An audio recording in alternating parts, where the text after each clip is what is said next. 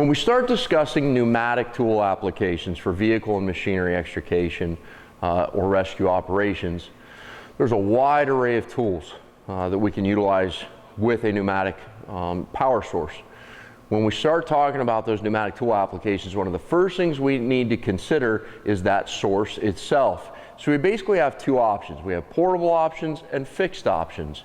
Portable options imply that we're going to work directly off of SCBA cylinders.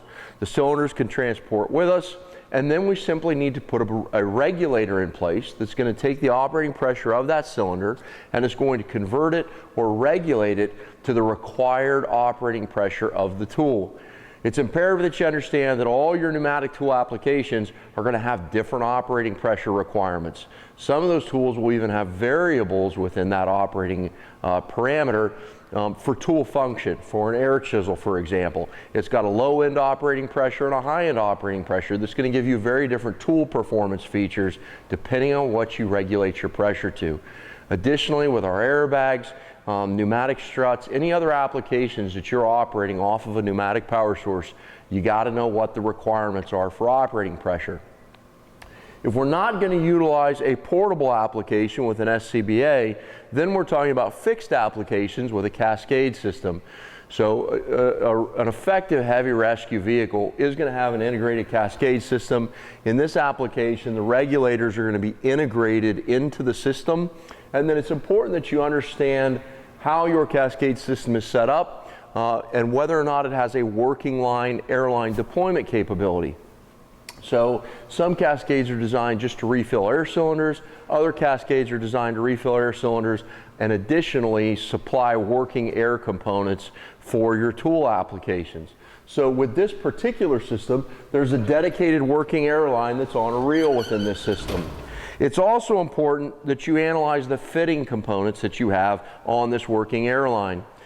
Ideally, you'd like to take all of your tools that are pneumatically based and convert the fittings on all of those tools so that they line up in a uniform fashion with whatever type of coupling or fitting system you're utilizing within your cascade system and your portable SCBA system.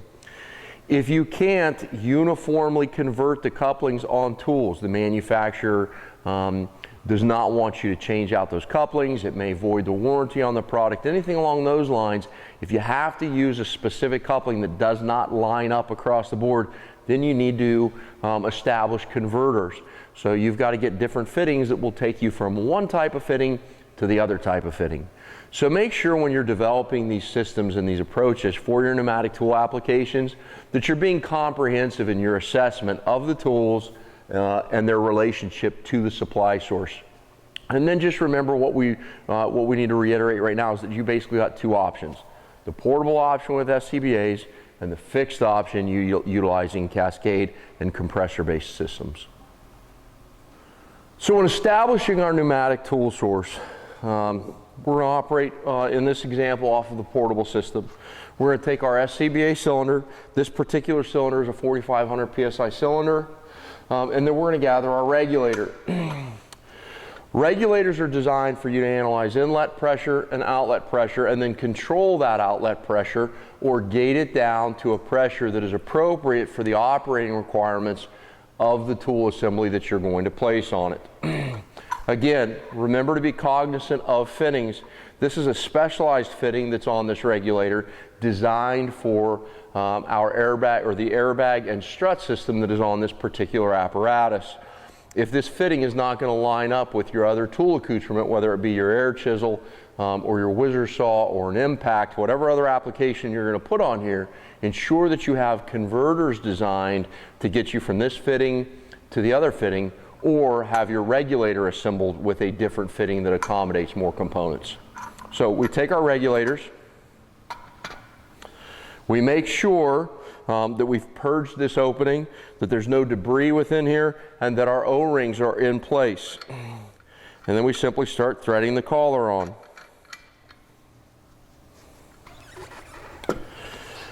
Once we've got that regulator fully seated, we should store these regulators in the uncompressed position or the position such that the spring within the regulator is not loaded. That allows a little more longevity to the lifespan of those springs. helps your regulators last a little bit longer.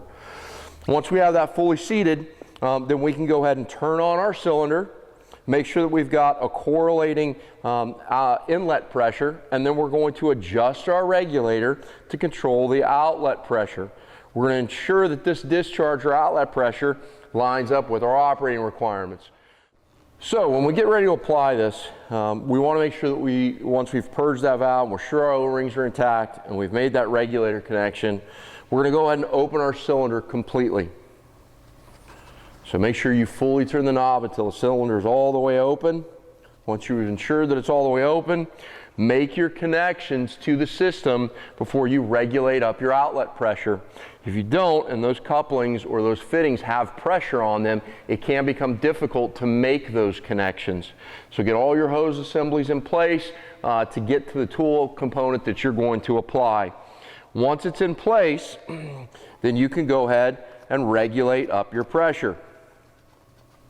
Once that pressure is in the desired operating range of what you're trying to apply for the tool, you're ready to go to work. Remember that these cylinders are continually decreasing in pressure.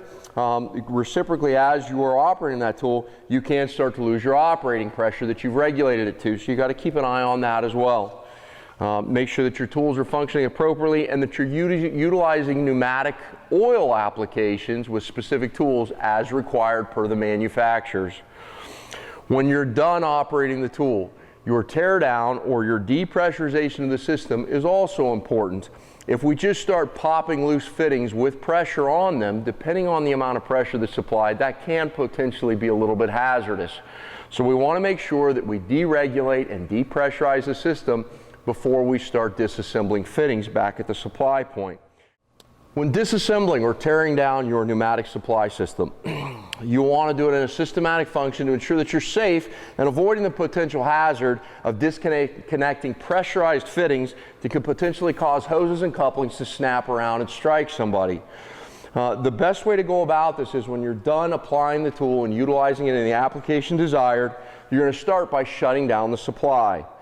Once you shut down the supply, whether it be the cylinder or the cascade system, before you depressurize your regulator, you're going to go ahead and deploy all the air out of that system.